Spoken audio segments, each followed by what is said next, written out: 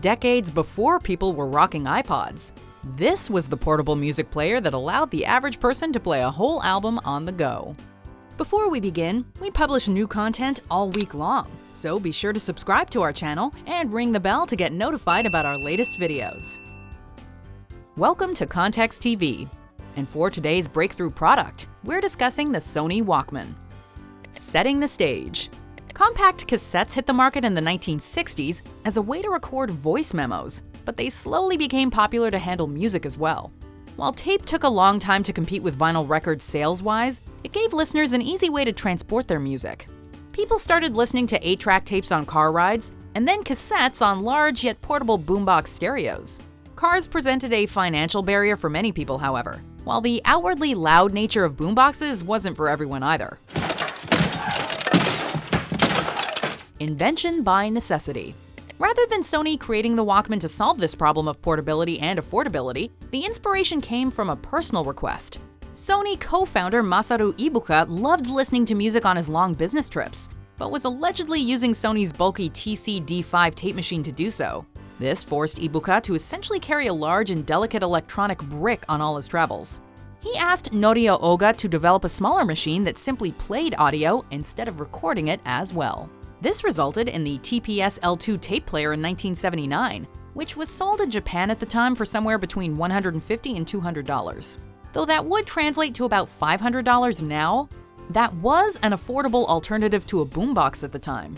The price was clearly right, however, as Sony sold about 50,000 units in their first 2 months on sale in Japan alone.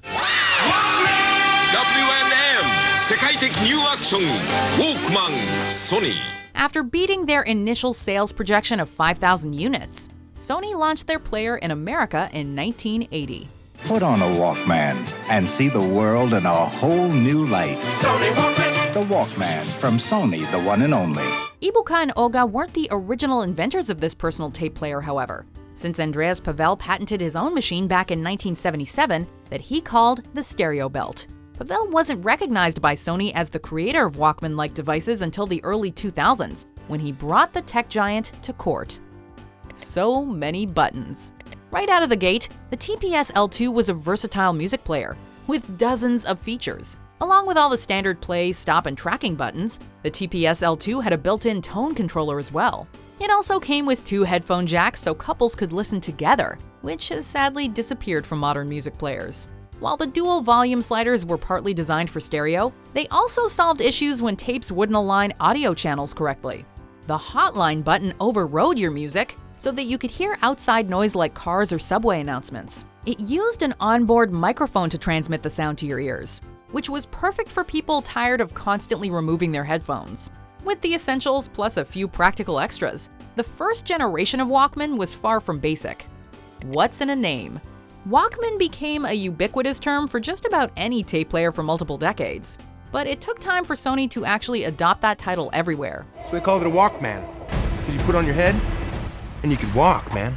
Sony's tape player took on different names in various markets to appeal to consumers and avoid copyright issues. This led to interesting titles like the Soundabout in America and the Stowaway in the United Kingdom.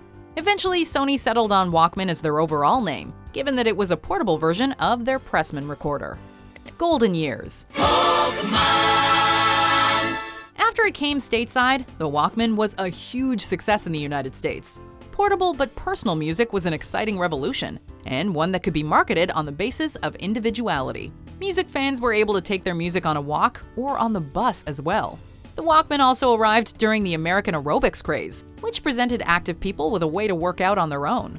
Keen but frugal consumers no longer required a class to mix pump-up music with their active lifestyles. Due to this portable music player boom, cassette sales finally surpassed vinyl in 1983. Sony sold millions of Walkman players as a result, and maintained strong sales from 1987 through 1997. There have even been suggestions that Walkmans influenced an increase in walking as exercise at the time. With popularity and a great name, Walkman evolved into the default name for all portable music players, in similar fashion to brand names like Band-Aid and Kleenex. Walkman was even added to the Oxford English Dictionary in 1986. Sparking the social aspects of making and sharing mixtapes, the Walkman was a truly cultural touchstone of the 1980s. changing with the times. The Sony Walkman. The world hasn't been the same since. Over the years, Sony continued to improve and modify their Walkmans with new features to fit consumers' demands. Initially, they added basic upgrades like radio tuners, automatic rewind, and broader tone options like bass boost. More adventurous listeners were also offered solar-powered and water-resistant models ideal for camping trips. Later Walkmans also had multiple tape decks to continuously play through one album to another, or to copy music onto a blank cassette. Eventually, Sony sold Walkman tape players and CD players simultaneously, as discs started to infringe on their cassette market. Though Sony actually launched MP3 players through the Walkman brand as well, they fell behind because they forced users to use proprietary music files at first. Passing the torch. CDs as a whole started to threaten tape sales as of 1992, but it took years for the Walkman's user base to shift to discs. Celebrating 10 years of the compact disc, from the people who invented. It wasn't until after 1997, as CD players and different kinds of digital players had gained predominance, that the Walkman started to fall from the top. And then, more than a decade later in 2010, Sony officially stopped manufacturing their famous tape player. This extended lifespan may be partly due to an enduring culture around tapes in Japan that's persisted well into the 21st century. Since ending their Walkman tape player, Sony has continued their line of MP3 players under the Walkman name.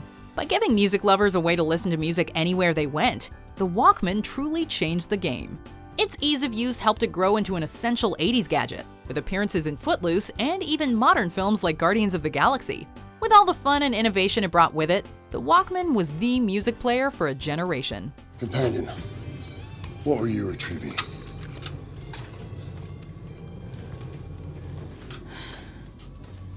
You're an imbecile.